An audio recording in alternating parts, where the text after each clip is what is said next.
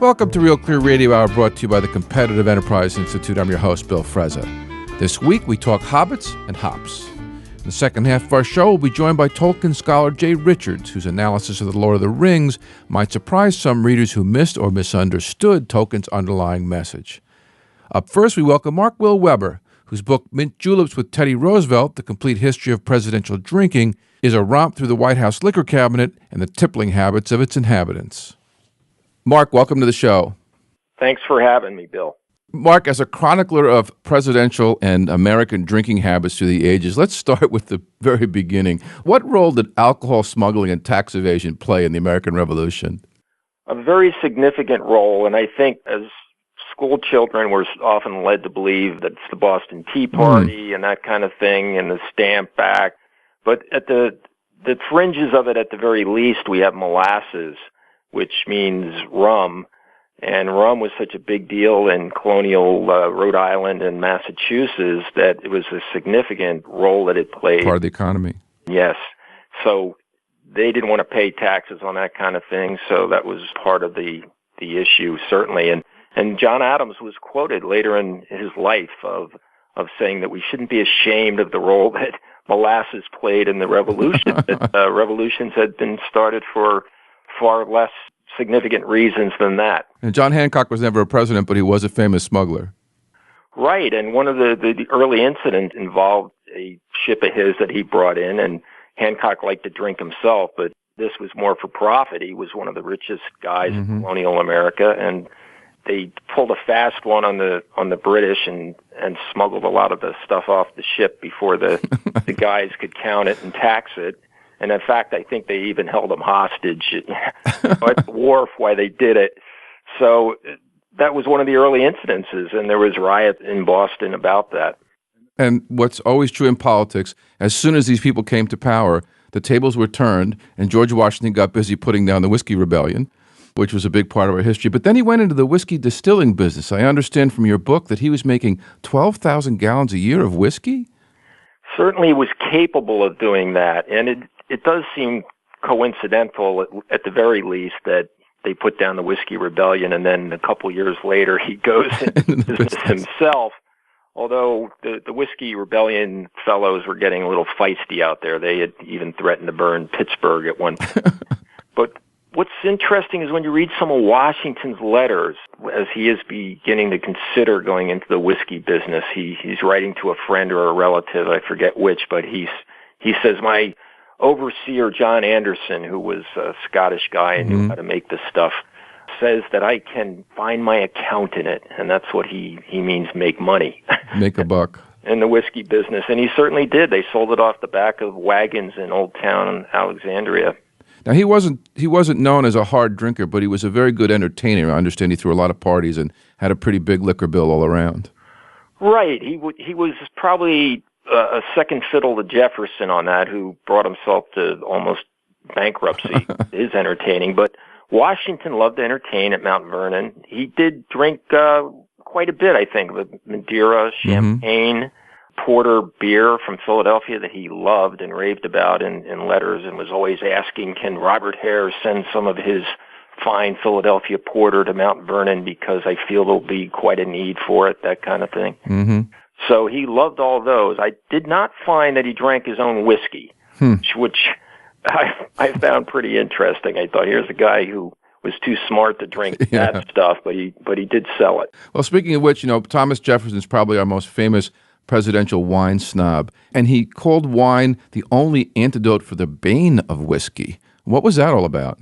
Well, Jefferson, with all his French influence, and he had actually visited many of the vineyards that he later bought wine from in France and in northern Italy.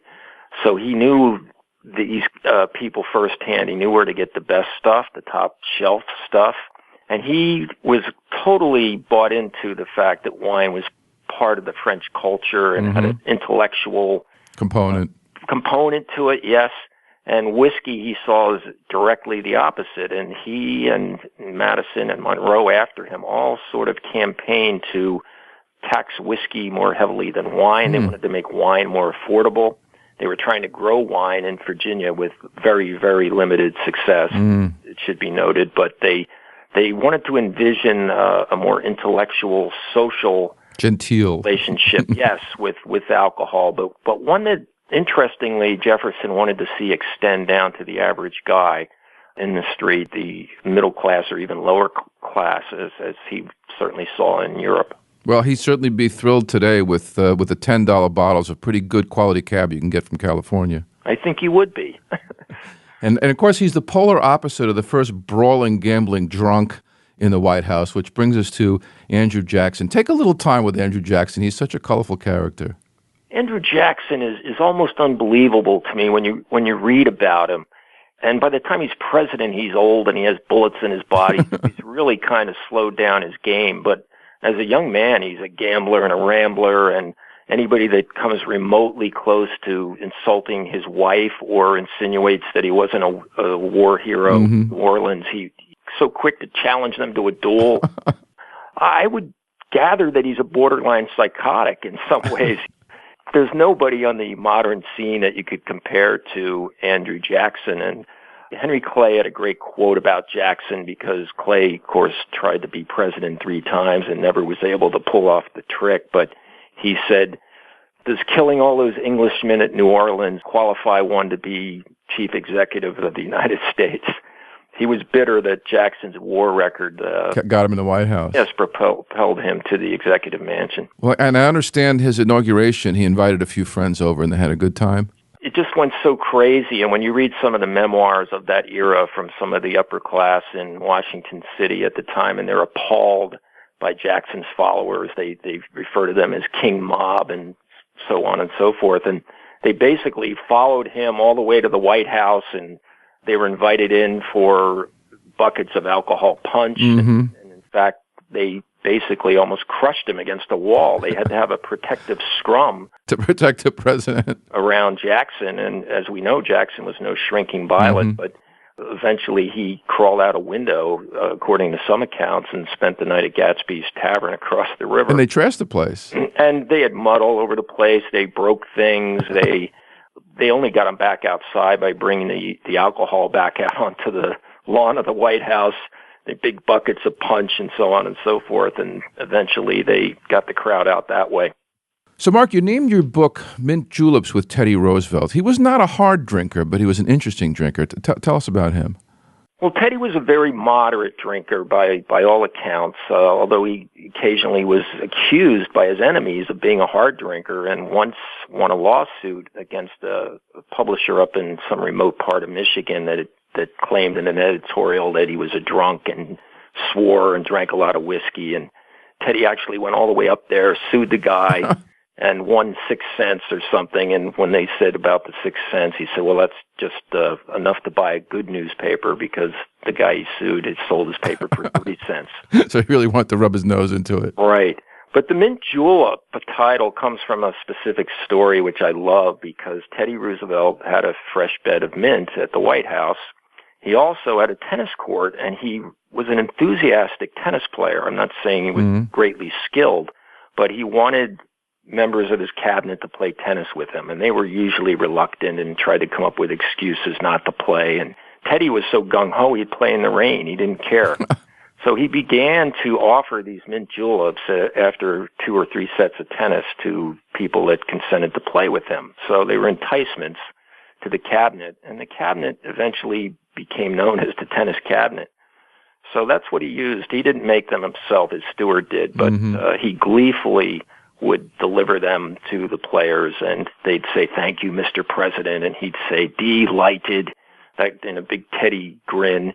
So that little scenario was what we thought might make a nice, interesting title, but the complete history of presidential drinking is absolutely necessary to convey that we're doing all the presidents. He was one of the genteel ones. Yes, definitely one of the more genteel, and there was alcohol problems in his family with his brother, with his son, so he had a wary respect for alcohol, unlike FDR, who often plunged ahead. So, Mark, tell us about the Prohibition presidents. Well, the Prohibition presidents are very interesting because they're sort of all over the map. We have a couple that really did follow the letter of the law, and I would put Coolidge in that category, Hoover pretty much. a flagrant violator of the law was Harding.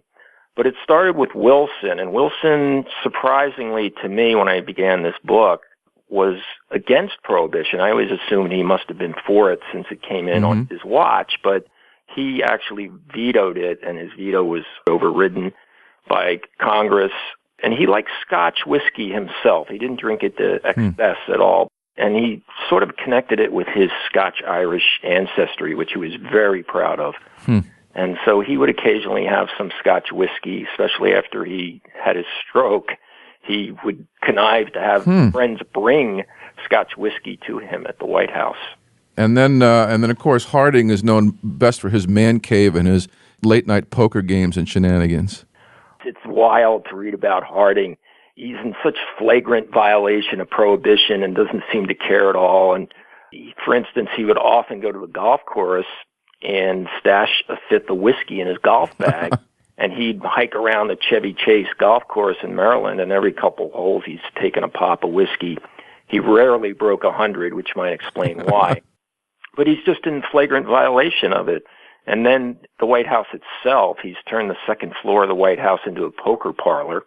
And he and his cronies play cards into the wee hours of the morning. And not only that, but he has Florence Harding, his first lady, the Duchess they called her, scurrying about, freshening drinks for the players. And in fact, they even chide her when she doesn't do it quickly enough. They go, "Come on, Duchess, you're laying down on the job. Get over here with my drink."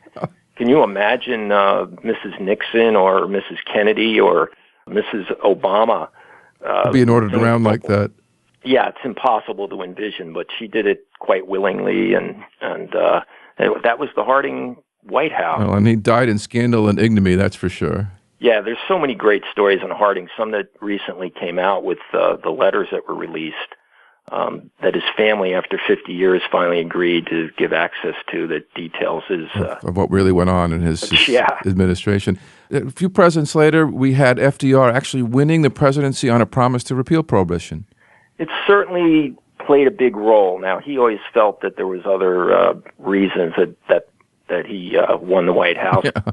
That absolutely was part of it, and when one of his early fireside chats, he says, "I think this would be a good time for a beer," or something to that effect. As a signal. Yes, and Budweiser sent the Budweiser wagon down Pennsylvania Avenue to deliver some of their product to him in appreciation, as did the Yuengling Brewery in my state of Pennsylvania here. But he seems to be known in the public mind more as a martini man. He's always associated with the cocktail, and not wrongly so. He definitely loved martinis and Manhattans. But what I found as I researched this book, and I was surprised, was that he really liked beer as well. He would sometimes have 4 or 5 beers, and he tended to drink beer when he played poker, and he liked to play poker, so sometimes he'd play from, say, 10 o'clock at night till 2 or 3 in the morning, and at that time he'd have a beer or two per hour. And when he went sailing, he preferred something called a rum swizzle. And he used to have those rum swizzles and make them himself sometimes. Probably his most famous guest, and I guess history's most celebrated high-function alcoholic, was Winston Churchill. I mean, a genuine alcoholic. How did FDR keep up with him when Churchill was in town? Very carefully, because Churchill was not only, he was a high-maintenance, almost a diva. When he would arrive, not only did he want large amounts of alcohol, but they had to be first-class type. Only the best. Yes, he needed a specific kind of champagne. He wouldn't only drink Napoleon brandy that had been aged for a specific amount of time. So you can imagine the White House staff scurrying about to keep Mr. Churchill happy. And Eleanor did not like having him there because he tended to keep FDR up later than he was supposed to be up, and we know that FDR wasn't in great health. And, of course, FDR would drink more with him. FDR was quoted as saying that Churchill drunk is better than all the other alternatives sober. So let's fast forward to LBJ, perhaps the crudest president since Andrew Jackson. There are some awful stories about him dragging aides into the bathroom just to belittle them. But he loved drinking, and there seem to be some very famous stories of him in there, including drinking and driving. Drinking and driving, LBJ is sort of the presidential poster boy for that. he would drive sometimes 80 miles an hour plus in his Lincoln Continental around his ranch in Texas. Now, the ranch probably was half the size of Rhode Island or something, so I don't know if he endangered too many other people. Certainly the passengers. Yes, he did scare the passengers if anybody was willing or brave enough to co-pilot with him. And if they complained about the speed, they'd say something like, "Mr. President, you're going a little fast, aren't you?" He would sometimes take his 10-gallon hat off and hold it over the speedometer. All the time, he's drinking a bargain basement blend of scotch out of a plastic cup, or occasionally he would like Pearl beer, which is well known down in Texas. So when he wanted more, he would pull over, and his Secret Service guys would scurry up from the trail car and refill them, and then he'd take off again. And I understand he had a car full of journalists that went on one of those joyrides. Yes, and I think that's why we even know about this. This is how it got out, because he had some people down there from Time magazine, and the title of the article I always loved, "Mr. President, You're So Fun," something to that extent. And I think LBJ thought they were sort of off the record, and I don't think he expected that to be reported, and I think he felt a little betrayed when they went into it with great detail. And outed him. Of what he did. But, you know, he had a pillow on that ranch embroidered that said, "This is my ranch, and I'll do as I damn well please," which pretty much sums up LBJ. Now, his famous mentor was, of course, Speaker of the House Sam Rayburn, who was known for his wily ways. There's one little story you told about Lyndon when he first got to Congress and was strong-armed into voting against his own interest. Can you share that? Yeah, Rayburn was famous for, this is attributed, and it may be a little bit of a stretch, a little bit of legend, but Rayburn would get a young congressman, maybe LBJ or anybody else, to try to vote his way on something, and if they said, "Well, my constituents back home aren't going to like this," and he said something to the effect, "If you can't vote against your constituents and drink their whiskey and hustle their women, then you don't deserve to be in Congress." I use hustle, which is a more polite way of what he actually is alleged to have said. Well, that's certainly how LBJ ran Congress. I understand he wasn't shy about plying voters with beer either. No, and that's a common thread throughout elections, and that predates America, really. If we can skip back to Washington briefly, he won his first House of Burgesses seat by supplying gallons of drink to his constituents. And even as late as George W. Bush tried a beer for votes thing that backfired on him, because his opponent at the time sent it the flyer around to the church groups, and the church groups weren't happy, offended by it, and voted for the Democrat. I think it was a congressional or Senate seat that they were running for, and that was the last election Bush ever lost. He learned his lesson. Yeah, so I think alcohol has always lubricated the process in one form or another. Now, nowadays, we see it more in the forms of high-end wines at these $10,000 meet-the-candidate dinners. But it's still front and center. You know, it's never far from the process. I understand that Richard Nixon was a genuine wine connoisseur, but his notions of hospitality were a little bit different than Thomas Jefferson's. Yes, pulling a Nixon. If you are accused of pulling a Nixon, that means that you are drinking top-shelf stuff. And in his case, Lafite Rothschild, which even in the 70s was several $100s per bottle, and serving $6 wine to your guests, with your staff wrapping a towel around the label so they can't see that they're getting mediocre wine. So that's pulling a Nixon, and there's other presidents that did similar things, but maybe not quite as blatantly. And as his presidency was collapsing around him and he got deeper into his cups, I understand he was famous for his drunk dialing episodes. Yes, now he denied that later in life, as did his brother, but to believe that Nixon didn't drunk dial, you'd have to believe that Haldeman and Ehrlichman and Kissinger and those guys were all liars. See, Nixon's problem, as was U.S. Grant's, is he actually had low tolerance. So after 2 glasses of wine, Nixon would already be slurring his words, and by 3, he'd be drunk dialing. And Grant, 1 glass of whiskey, and he would have difficulty. So, because I thought he was a raging drunk. You know, people always say to me, Grant was a big drinker, right? And I say, no, Grant was a bad drinker. He would continue to drink, as would Nixon at times, but they just did not have a talent for it, to steal a phrase from Pete Hamill. you look at Grant on the $50 bill and you see this burly-looking guy. Yeah. He actually, in his younger days, was about 130 pounds and 5'6" or 7. So he did not hold his liquor very well, and he knew he had issues with it. He would sometimes go weeks without drinking at all, but as soon as he had one, he wanted more. Now, the elder Bush was a responsible drinker, but George W. was a true recovering alcoholic and perhaps our only president to ever have a DUI arrest.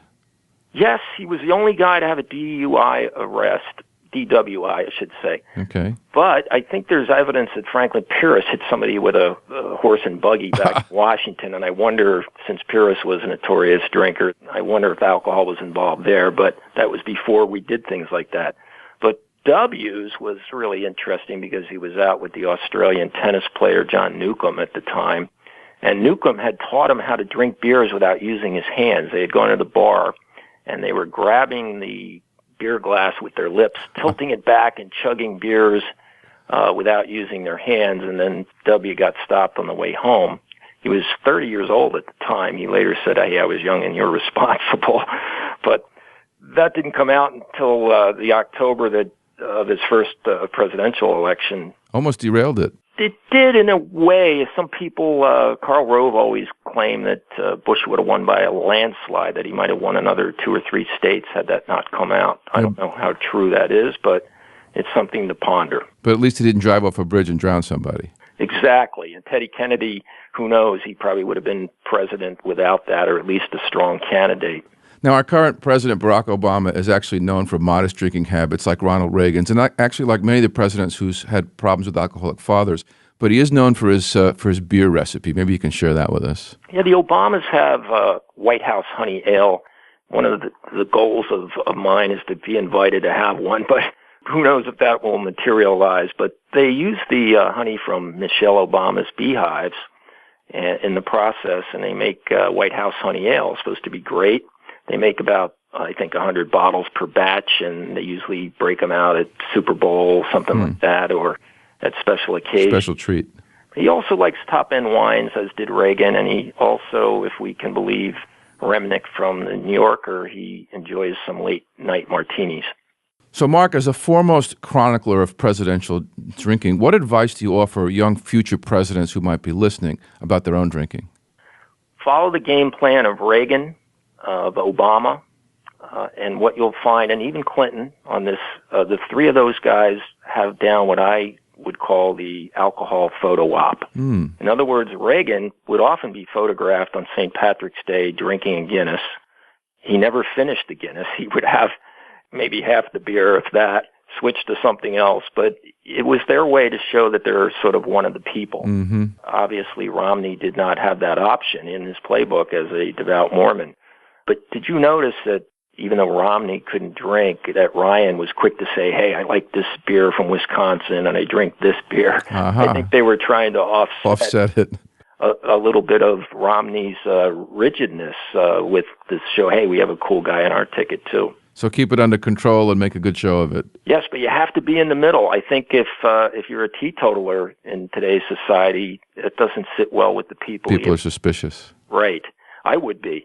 But I'm a drinker, so. Well, Mark, your book was a delightful read. Thanks so much for being on the show. Well, thanks for having me, Bill. I really enjoyed it. That was Mark Will Weber, author of Mint Juleps with Teddy Roosevelt, here on Real Clear Radio Hour, brought to you by the Competitive Enterprise Institute. I'm your host, Bill Frezza. To send us comments and feedback on this or any of our past shows, visit realclearradio.org and click on the Email Bill link. Real Clear Radio Hour is a partnership with Real Clear Politics, one of America's top political websites. Ahead, Jay Richards, co-author of The Hobbit Party, the vision of freedom that Tolkien got in the West for God, takes a deep look at this beloved epic fantasy through the lens of its author's well-documented political convictions. Stay tuned.